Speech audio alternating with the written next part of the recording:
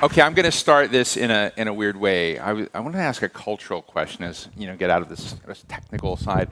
Any of you collect Hot Wheels when you were young? Those little cars. Yeah, put your hand. Be proud. Yeah, I had a Hot Wheel.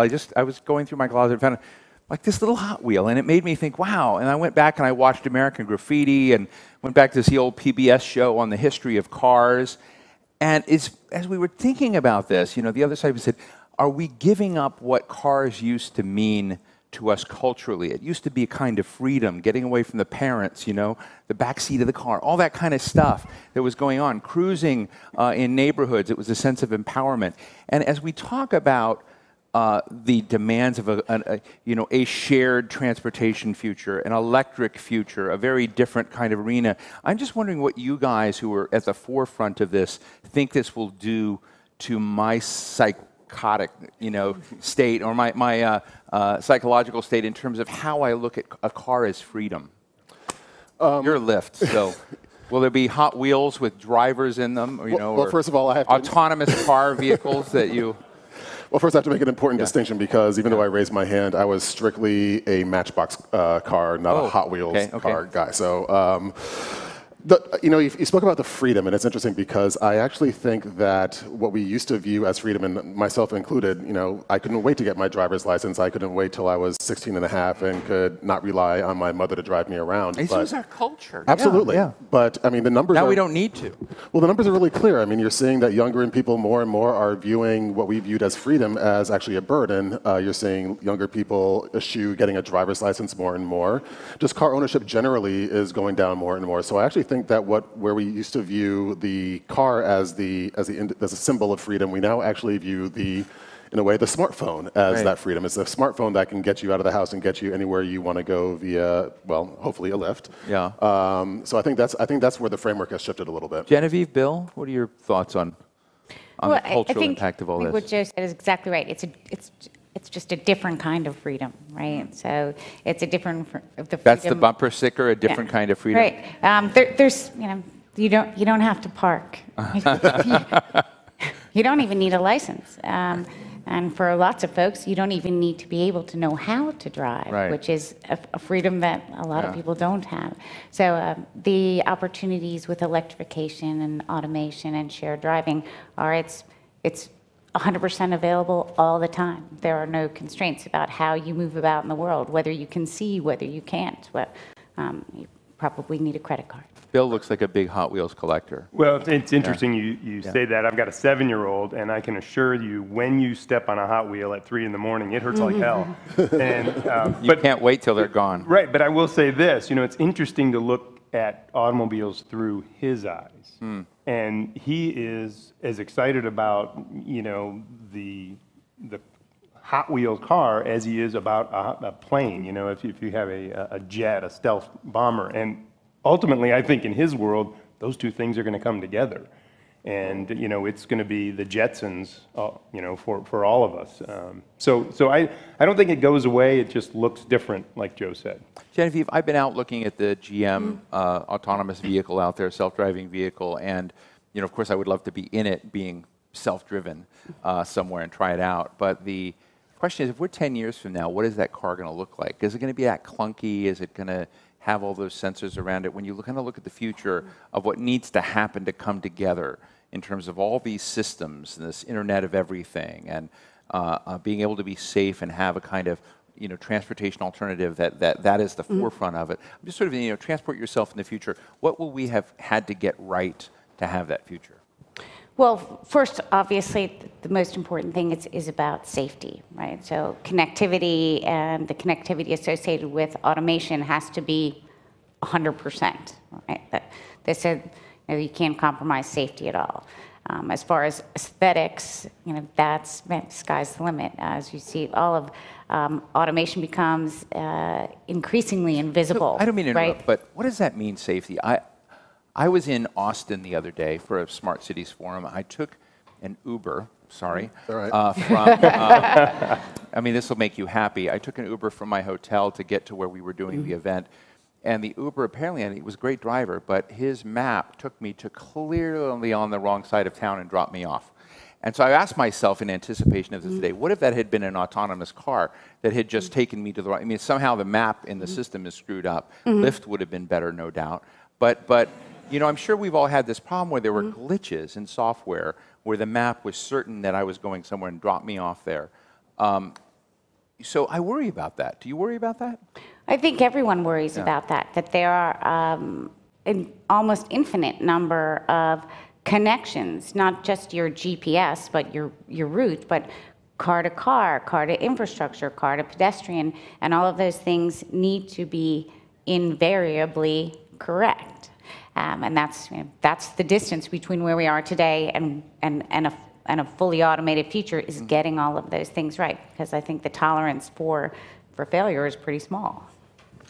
When you're in the world, how do you look about what has to come together in your world? And right now you're using drivers. Are you looking forward to getting rid of your drivers and having the GM cars out there? So the way we're taking our approach to AV is we want to make sure that we can invite all the best participants onto our platform. We have an open platform approach. I think probably the first one who's had that approach. Right. And the theory is that there's not going to be just one winner in the AV race. There are going to be several participants, all of whom have something great to offer. So why not get them all on our platform? The one thing that we offer immediately is scale. And to your earlier point, in terms of like the navigation question, that's the other thing that I think ride-sharing and Lyft can offer is the fact that we're doing millions of miles of rides every single day, and that's data that we can be taking in and analyzing to make sure that once we're ready to launch AVs on a shared network, that we have that data already in place. We have, we know what routes are like or what the weather patterns are like, traffic patterns in particularly tricky areas are like. So. But that's the approach we're taking. You have a huge, I guess you have a huge rider base, you have a huge driver base, you have a lot of cars and fleets which you haven't had to pay for. I'm interested in how the transition to kind of an electric infrastructure happens. If you're in California, it's really a command economy approach. You're designated, you're going to have, everybody's going to have 10 slots, or you've got various incentives built in. And I'm wondering how we go from the world we're in now into, I drive out to Chestertown, Maryland a lot. And I stop at the Royal Farms, and there's this big electric car recharging center that has Tesla brand all over it. I have never once seen a Tesla there, but they've got a whole back thing there dedicated to it. So I'm just interested in the economics and policies. Do you begin telling your drivers you're not going to be able to drive for us unless you plug in? No, so right now, as ubiquitous as ride-sharing is, it takes up less than 1% of vehicle miles traveled today. So even as we start transitioning over to an autonomous world, our view is that as people begin to eschew car ownership more and more, which has already begun, there is so much room for people to use transportation as a service as opposed to an ownership model. So with that in mind, for the short and medium term, we know that AV is not going to be able to go everywhere. It's going to be limited to urban cores, possibly to kind of preset locations.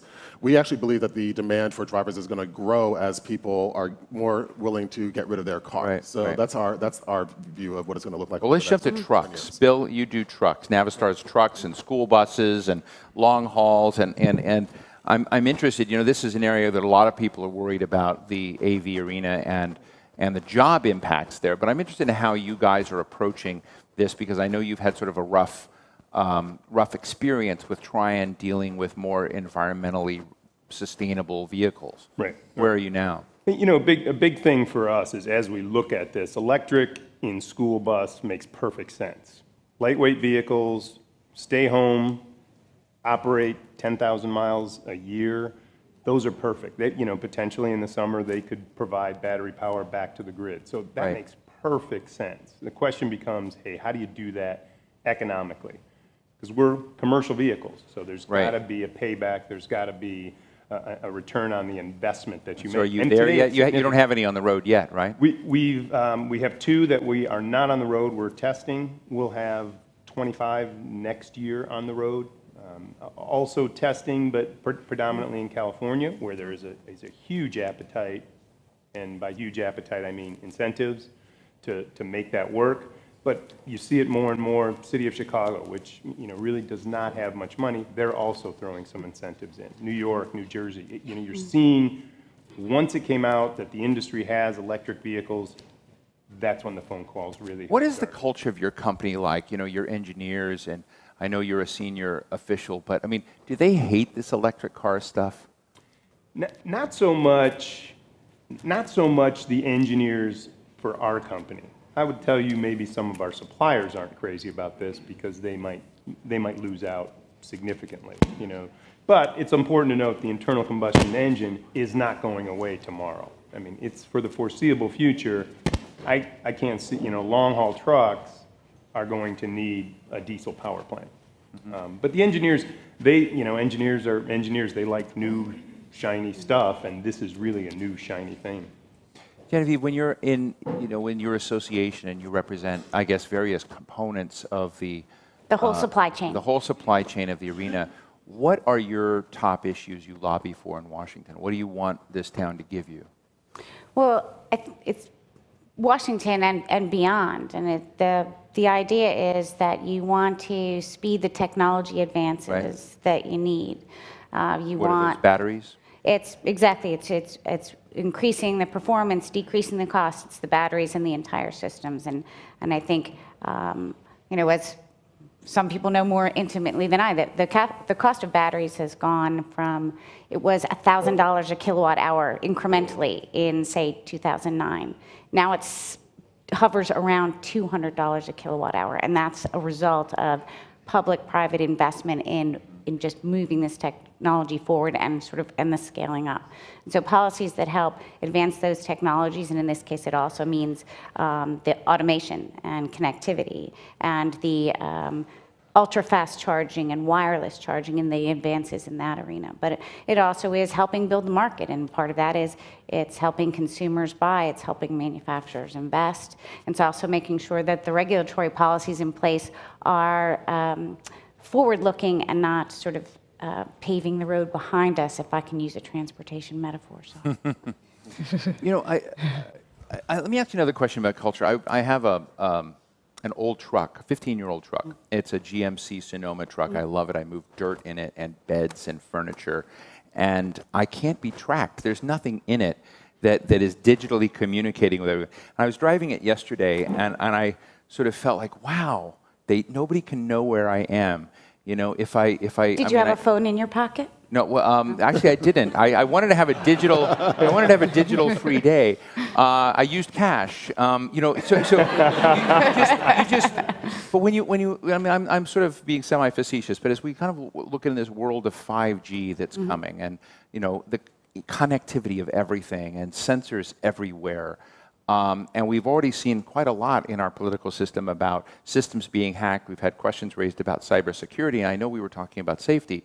But there's safety is one piece of it, but digitally tracking is another. It just seems like it'd be a different world.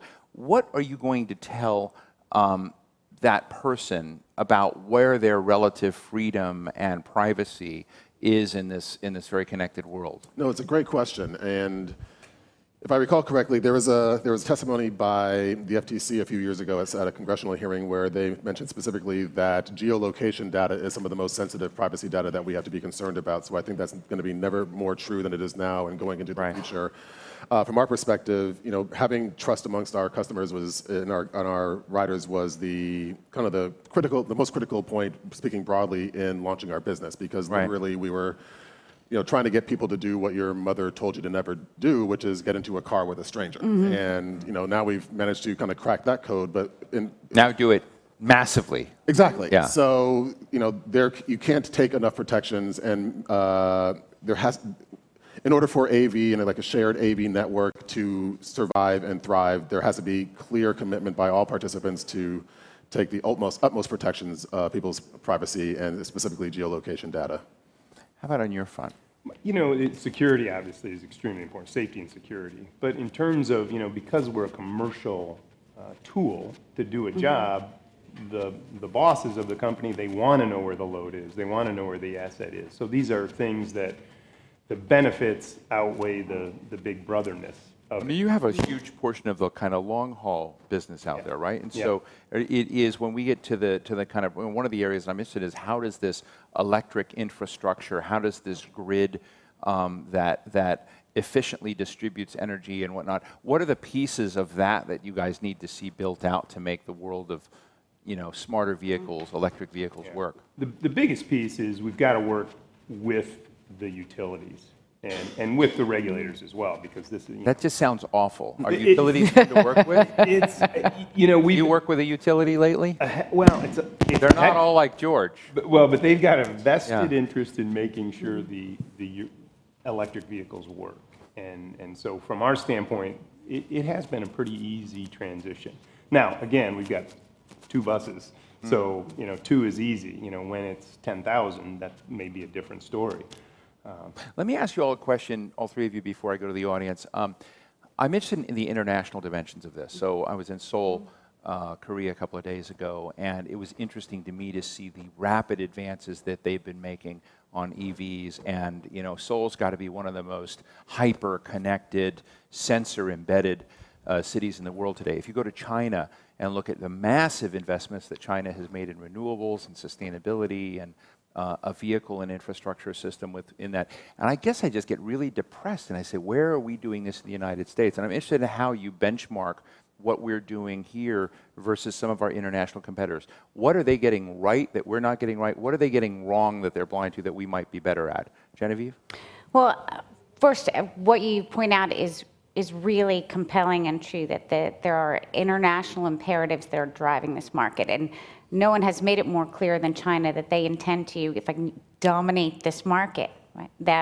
They're unambiguous in their policies, in their incentives, and as they're a command and control economy, so they can use different levers than we do.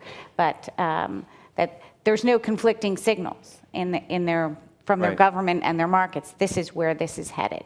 I think there's also something to be said for the fact that the uptake of cars in China is different. There's a different culture.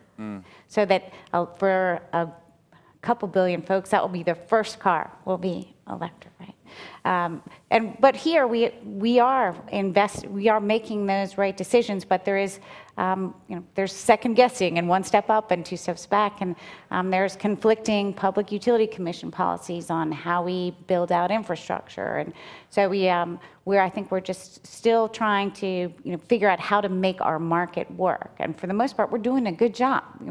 This market has grown to almost 700,000 plug-in cars are on the road, and that's in less than 7 model years. And it's a new technology. It's one people didn't need to learn something about. That's pretty impressive, and it's up 28% over last year, even in the face of sort of low gas prices. So the technology is gaining its foothold. We just need the reinforcing policies to speed it up. Bob? Well, the key on this one is, China. What are they doing right? They're forcing it. And I think that's the only way it's going to take full adoption. Here in the U.S., it's show us the return, where the companies can make money doing it. But are you worried about that? That if you look at this as an area of competition in which you bring an ecosystem along, engineers, smart grids, battery advances, all of the kind of right policies that the first player there, the first market mover wins more than those that follow along? Absolutely. Our biggest concern is, China gets it right, starts importing into the U.S. Now, that's a huge asset to be importing. But, what keeps us up at night? Hey, we need to be a fast follower in this thing, and we need to get our cost structure correct so we can make sure that it's good for the utility, it's good for the consumer, it's good for the truck company, and obviously it's safe. Joseph? I agree with the comments of both of you. I think that from our perspective, we look at it a little bit differently, only to the extent that we don't necessarily view it as a threat, because if you're trying to bring that technology here to the States, then the best way to get it to scale is through an existing rideshare network. And again, this is kind of what underscores the open platform approach that I mentioned. If we truly believe in all of the benefits that automation, and especially electric automation, can offer, the best way to bring those benefits to consumers is through a shared network. So while I don't disagree with your concerns, I think the way ride sharing and Lyft look at it is a little bit different, because we feel that no matter who is working well in that field, no matter in your arena, is any other nation in the world getting it better than we are, doing it better than we are? I would say yes, but I think we talked about, I think China is definitely one. But if the concern is what does that look like here, and I'm not announcing anything by any means, but if there was a company that had figured it out and got it right and was looking to come here, we would hope that they would want to talk to us about how to put that technology and get it up to scale as quickly as possible. Terrific, thank you. Let me go to audience questions. Was that you? Or you were just, if you were bidding in an auction, we would have had you would have bought the painting. Questions, comments, right here. Yes. My name is Stephanie Marenbach. I'm a civil engineer with Arup. So before, on a different panel, we had someone commenting that rideshare is taking people off transit and how that's concerning to them. You guys obviously want more people in vehicles, more people in rideshare. How do you work cross-sector within the transportation industry to make sure that you're serving the people of this area and around the country to the best of your ability with just transportation in general? Thank you. Yeah, it's a great question, and one I'm really glad that you asked. When we launched, we always thought that ride sharing was going to be actually quite compatible and symbiotic with existing transit options. And even though this industry is still relatively new, we've seen a lot of evidence of that. Nationwide, around 20 to 25% of our rides either begin or end at a transit stop. The American Public Transportation Association has actually recently had a study that shows that people who use ride sharing are more likely to actually use existing public transit options. So, we're still very early. It's weird to say because ride sharing seems like it's been around forever, but it's really only been around since 2012, and we're still very early in the process. But we get approached every single day by transit agencies who want us to help them solve their first or last mile problem, help get people to their station so they will take a light rail or take a train. So you're seeing a lot of collaboration between ride sharing and transit. And while it's still early, we think that some of the early returns are showing that both can exist quite symbiotically and actually be helpful to each other. Other questions, comments? Yes, right here. Thad Allen, Booz Allen, Hamilton. I'd like your view on current vulnerabilities or assured position navigation and timing related to GPS, issues with spectrum interference, and jamming and spoofing. God, I should have you on the panel. I can tell you know the answer just by the way you frame the question. Bill? Yeah. Well, obviously security is the top concern. After some of the recent events, we've gotten a lot of phone calls about, hey, can I shut down my vehicle remotely, which is a huge item. Obviously you don't want to shut down a vehicle that's driving down the road at 55 miles an hour. And while I don't think I can completely address your question, for us, it's at the top of the list because nobody, certainly I don't think we're ready in the United States for an 80,000-pound vehicle driving without a driver. Genevieve, you have thoughts on this, on the vulnerability of the digital infrastructure, information infrastructure? I would just say go back to him for it's a real concern, obviously, but to take it down to its simplest one, because that was a daunting string of words. That would, I think we all saw a couple years ago, right, when two sort of amateur hackers hacked like a Jeep Cherokee, like through its satellite radio. Yeah. It doesn't require highly automated or high-tech vehicles to create vulnerability. I don't know if that's comforting. I'm just saying it's a question across all of our connected technologies. So I just want to ask you real quickly as we finish this panel, how vulnerable are we on the questions you just raised? Because I know you know the answer. Well, I was talking about position navigation and timing, which are derived from GPS and then augmented for further accuracy. And the vulnerability of really a low-powered GPS signal to spoofing and jamming and adjacent spectrum interference with broadband. Right. It's a large issue, but I was just wondering if there were any thoughts on it. Well, I'm sure you do. Anyway, thank you to our friend from Booz, who I look at Booz as sort of Wizard of Oz. They know everything going on. So anyway, thank you all very much. Bill Kozek with Navistar, Genevieve Cullen with the Electric Drive Transportation Association, and Joseph Okpaku of Lyft. Thank you all very much. Lyft seems to be doing well. Thank you. Okay, great. Thank you, guys.